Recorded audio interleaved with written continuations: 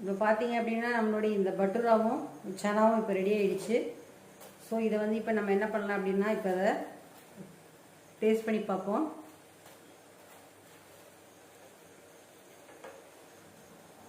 வந்து சோலை மசாலாவோட இது இப்படி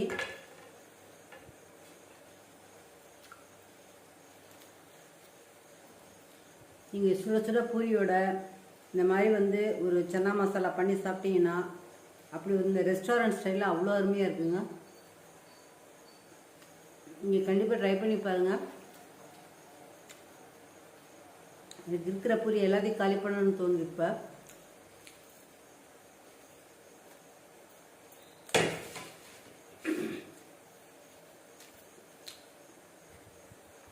நான் உங்களுக்கு ஒவ்வொரு வீடியோலையும் இதுக்கான ஹிந்தி மீனிங் சொல்லிட்டு வரேன் நான். ஸோ இதில் வந்து பார்த்தீங்க அப்படின்னு சொன்னால் நம்ம வந்து பட்டூரா அப்படிங்கிறது வந்து ஒரு ஹிந்தியில் நம்ம நார்த் இந்தியாவில் பண்ணுற ஒரு பூரியோட பேர் தான் அது பட்டூரா அப்படிங்கிறது. இதில் வந்து நம்ம ரவை யூஸ் பண்ணியிருக்கோம். சூஜி அப்படின்னா ரவை அப்படின்னு ரவைங்கிறத ஹிந்தியில் சூஜின்னு சொல்கிறோம். ரவை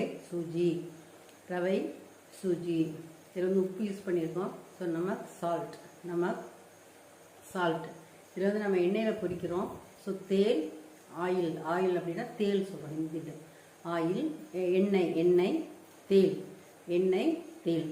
ஸோ இந்த ரெசிபி தெரிஞ்சுக்கிறது கண்டிப்பாக நீங்கள் என்னை சத்யா சந்தியா பாரத் கிச்சன் யூடியூப் சேனலை கண்டிப்பாக நீங்கள் வாட்ச் பண்ணுங்கள், லைக் பண்ணுங்கள், ஷேர் பண்ணுங்கள். ये सिर्फ कुकिंग वीडियो नहीं है बल्कि राष्ट्रीय एकता की ओर एक कदम आओ. Thanks for watching.